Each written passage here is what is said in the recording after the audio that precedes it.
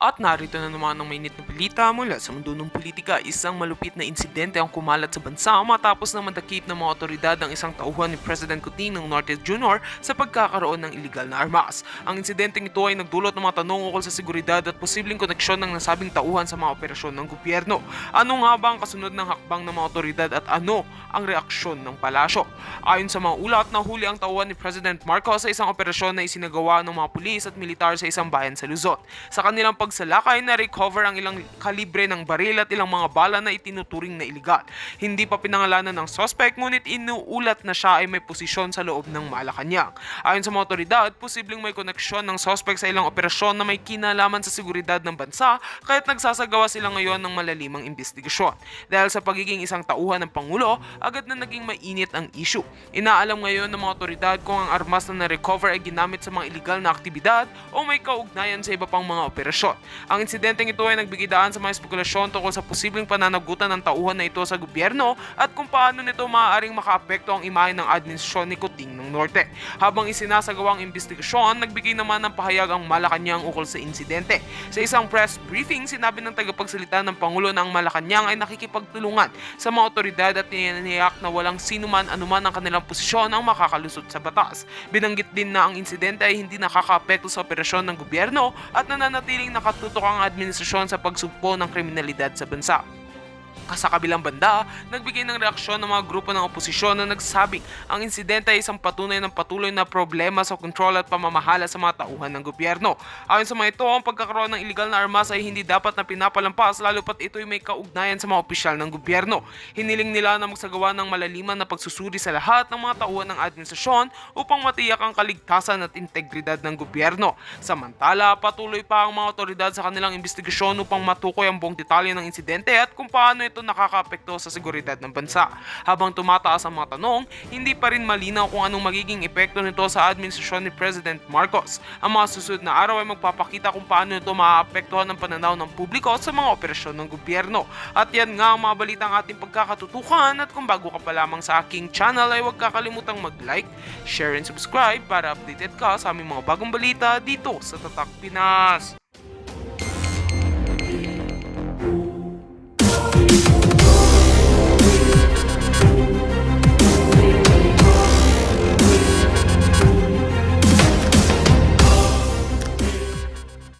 I don't think so. Dapat pinag-uusapan yon. Dapat walang blanco, di ba? Kasi O, de, ganito. Okay? Magkakaalaman ko sino nagsasabi sa inyo ng totoo.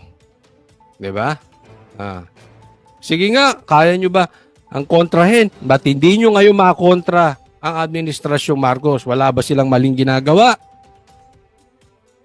Talagang galit lang kayo sa Duterte. Huwag na tayong derechahan dito kay Coach Oli. Yung mga klase mong tao, kahit anong gawin ng Duterte, galit kayo. Instead na pinagtatanggol nyo yung biktima ng mga adik, doon kayo sa adik nagtatanggol. Imbis na pinagtatanggol ninyo yung mga nakidnap, ang pinagtatanggol nyo yung mga kidnapper. Kaya imbis na pinagtatanggol nyo yung mga naabusong bata, ang pinagtatanggol nyo yung mga child abuser. Diretsuhan na ba? Sa house.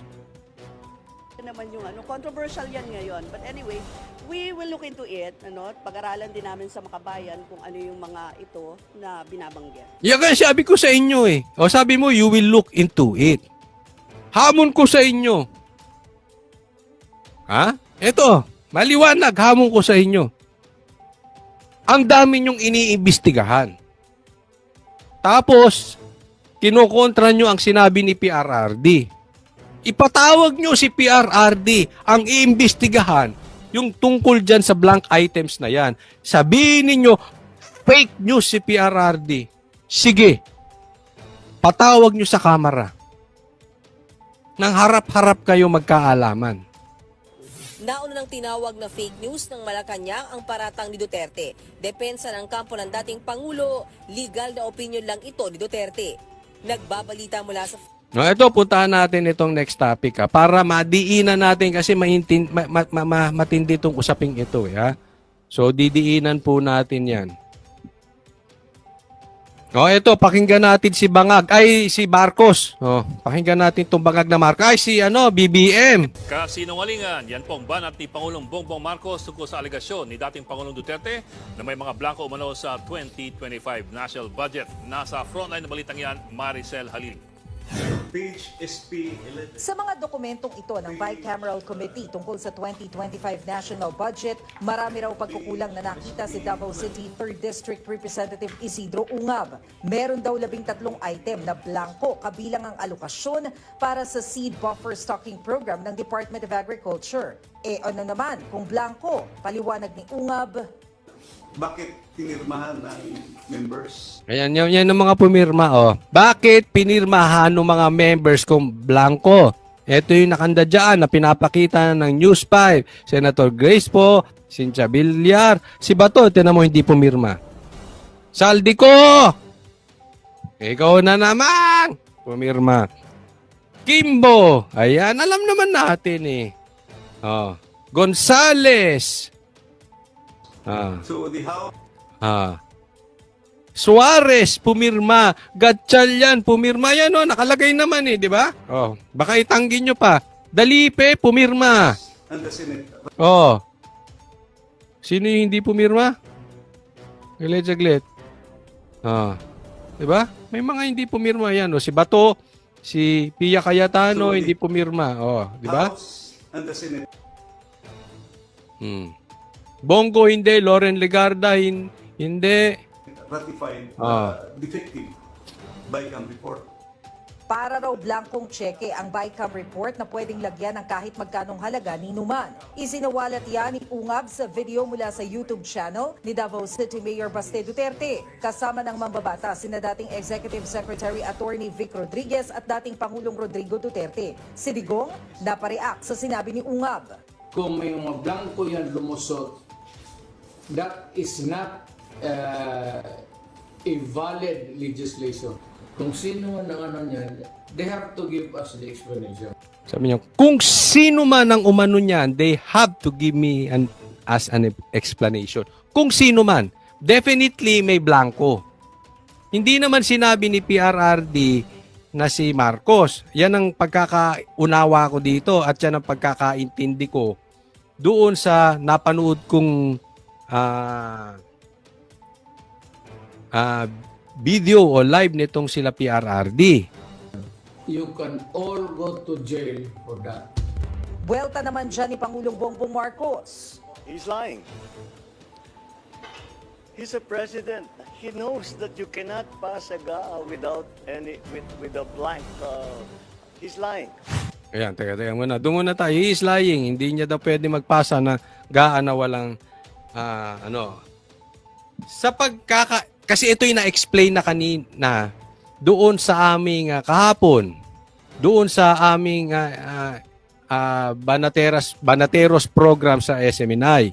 Okay, so hindi ko napapakadiinan to kasi mali yung tanong ng press kay Marcos at iba yung pinapatukuyan ni PRRD.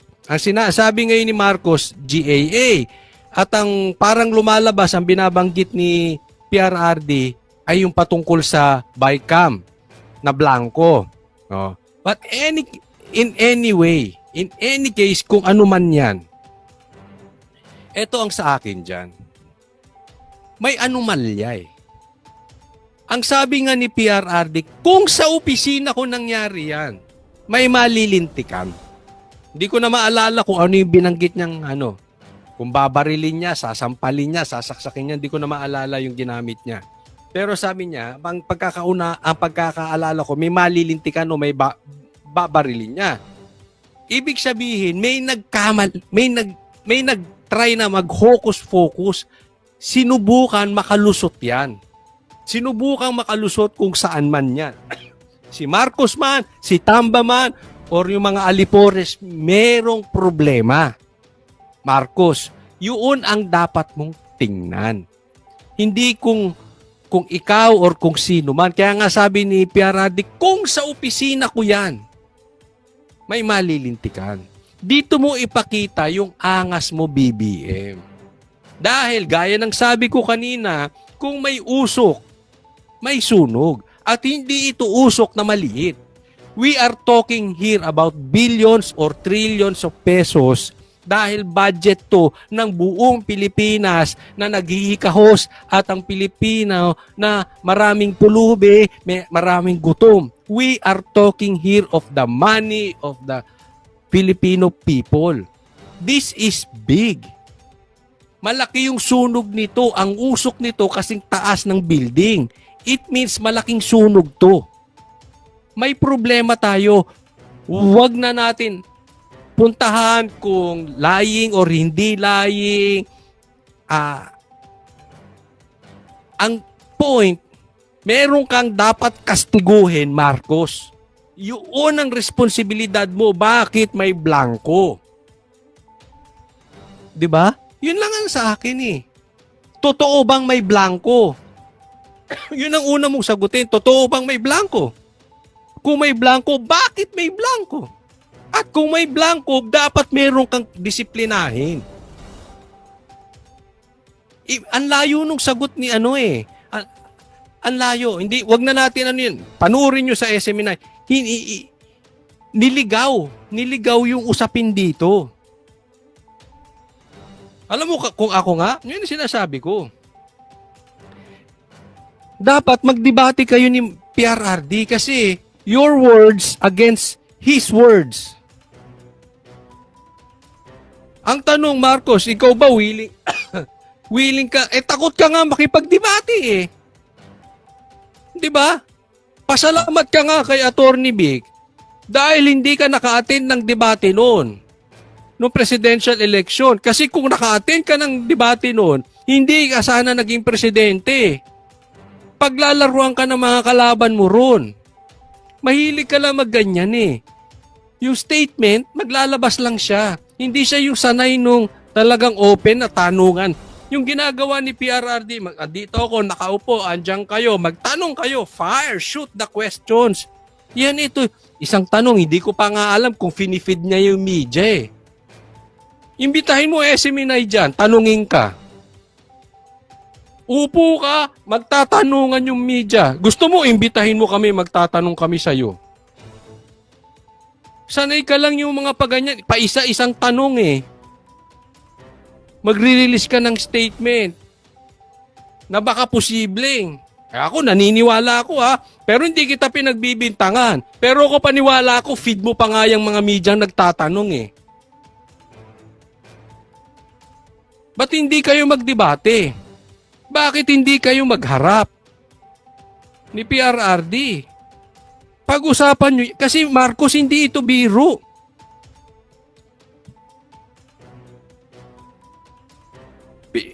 Isipin ninyo, billions yan. O, di ba? Sorry, ba't naman makikipagdebate yung presidente? Parang mali. Hindi. Sa akin, tama lang yun. Dating presidente. Buti kung ang magdidebate ay yung presidente tsaka yung walang kung kwento-kwento si Trillanes. Di ba? O yung walang kakwenta-kwentang mga tao dyan katulad ni Gadon. Dating presidente, mag-usap kayo, magdebate kayo nang lumabas yung katotohanan dyan. Oh. Blank, he's lying. Magkaiba ang bicameral committee report sa mismong pinirmahan ni PBBM na 20... Yun nga ang sinasabi, yung bicam eh. Yun sinasabi, di umano ni PRRD. 2025 General Appropriations Act o GAA. Sa aktual na GAA, walang blanco. Sa kasaysayan ng buong Pilipinas, hindi pinapayagan na magkaroon ng item ang GAA nang hindi nakalagay kung ano yung project at saka ano yung... Yan yung sinasabi ko, di ba? Ang tapang niya magsalita sa ganyan. Kasi wala namang follow-up question eh. Antayin mo kasi alam ko, hindi pwedeng hindi na... Coach Oli, alam ko itatanong ng mga Coach Oli, bias ka kasi Maka-Duterte ka. Hindi ako dahil sa Maka-Duterte. Pero kung track record lang, maraming kasinungalingan tong tao na ito. Ano sinabi niya? Walang baril pumasok sa KOJC. Tinatawag mo kaming sinungaling. Kitang-kita eh. Kahit si Torre, tanungin mo, ilalaglag na kanon, may baril. Sinungaling to si Marcos eh. Diretsahan na natin. Kaya ang sabi ko, pag-usapan, I don't think magsisinungaling mag-fake news si Mark PRRD kasama pa si Attorney Vic. Hindi ganun yun. Magpapa-interview sa channel ni Mayor Baste para mag-fake news. That's so un-Duterte. Hindi katangian ng Duterte yun. Para mong sinabi si PRRD, nag-cocaine. Malabo yun. Halimbawa, tanungin ako, sa tingin ninyo, sinong nagko-cocaine? Si PRRD o si BBM? Hindi sa pinagbibintangan kita nagko-cocaine. Pero mas gusto ko ang track record ni PRRD patungkol sa drugs kaysa sa'yo. Yun po ang punto ko rito. I don't think mag-fake news si PRRD. Kaya nga magharap kayo, pag-usapan nyo yan. Ngayon, kung walang problema, o di ayos. Paano kung may problema? Halimbawa lang, ang problema nasa kamera. Anong gagawin mo? Wala lang. Inilihis nyo lang yung usapin. Ito magiging problema. Parang nililihis nyo lang yung usapin. Diba? Tama or tama-tama?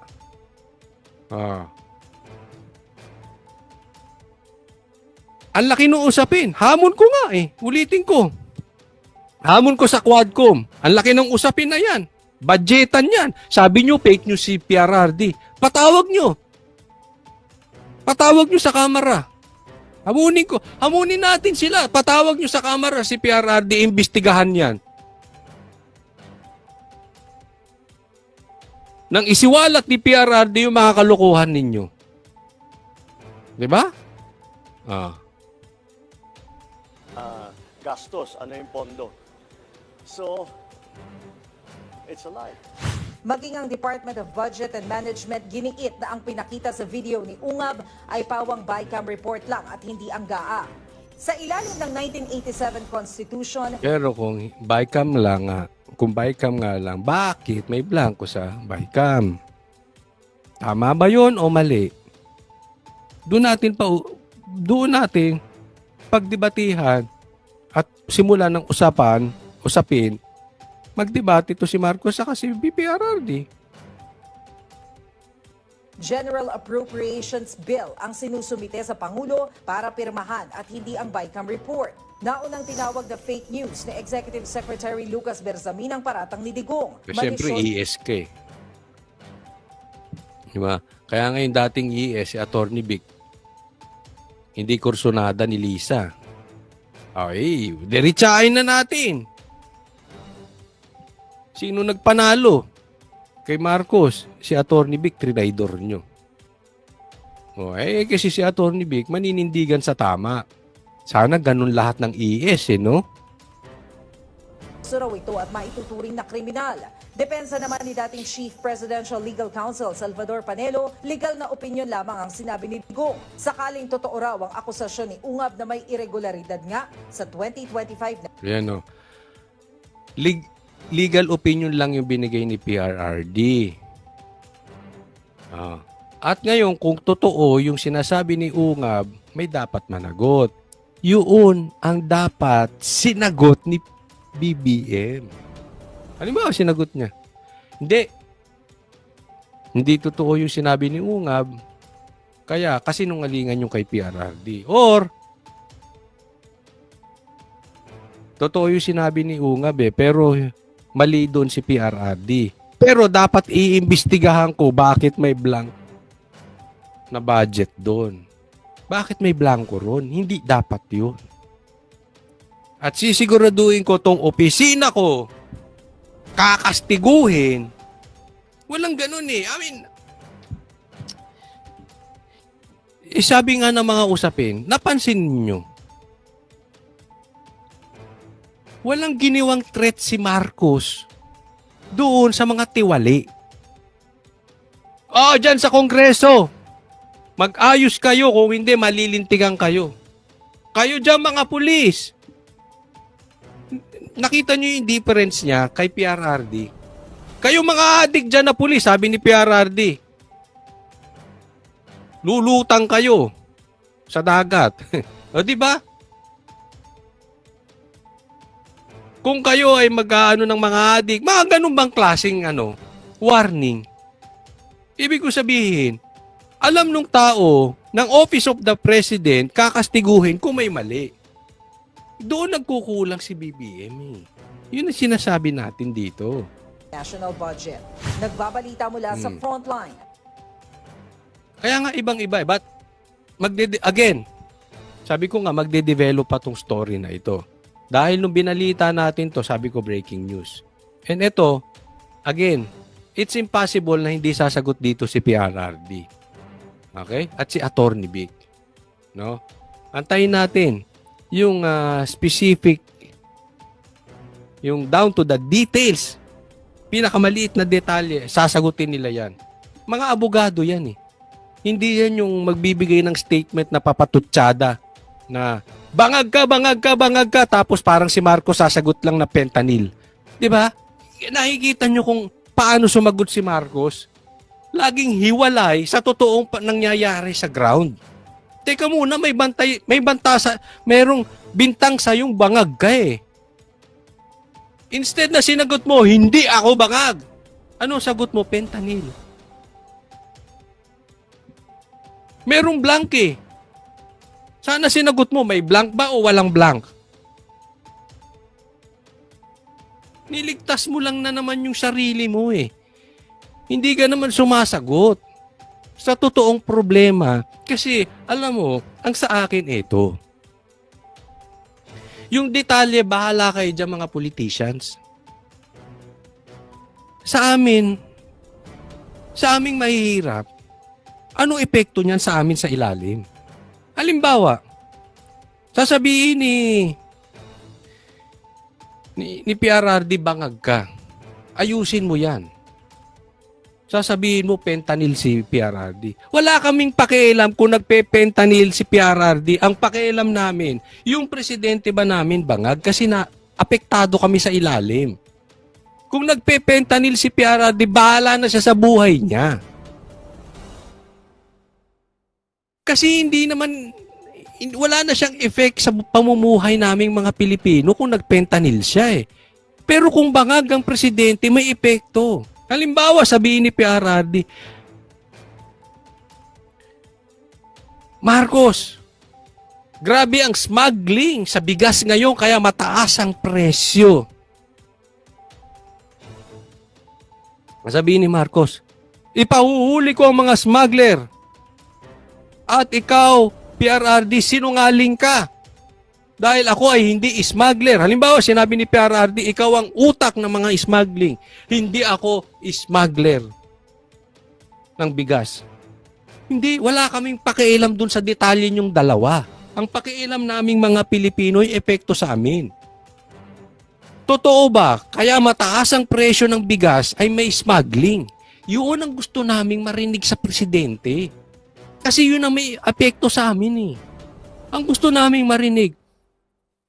Halimbawa lang, pinagbintangan ni PRRD ng smuggler ng bigas ito si BBM. Halimbawa lang hindi namin gusto yung sagot na sinungaling ka PRRD. Hindi. Ang gusto namin marinig, hindi ako smuggler ng bigas. At kahit may mahuli ako na nag-i-smuggler ng bigas, kahit anak ko pa yan, yung opisina ko, hindi yan sasantuhin. Ikukulong ko yan. Para bumaba ang presyo ng bigas. Ganun kasimple. Naintindihan nyo? Bakit? Kasi yun ang may epekto sa amin sa ilalim. Marcos, yung solusyon mo. Hindi yung detalye. Ano ba may epekto sa amin sa... Yun ang tatandaan mo, Marcos. Huwag kang laging parang hiwalay. Para ka kasing laging nasa alapaap eh. Hindi ko sinasabing adik kaya ka nasa yung para kang laging nakatira sa corner office o sa corner bedroom mo, diyan sa penthouse, sa 60th floor. You don't know what's happening sa ilalim. yung epekto sa amin. Yun ang gusto namin marinig sa'yo. Anong gagawin mo kung meron? Di ba? Wala kami pakialam sa detalye nyo. Marcos, ang gusto namin, yung nalalasahan namin, yung 20 pesos na bigas.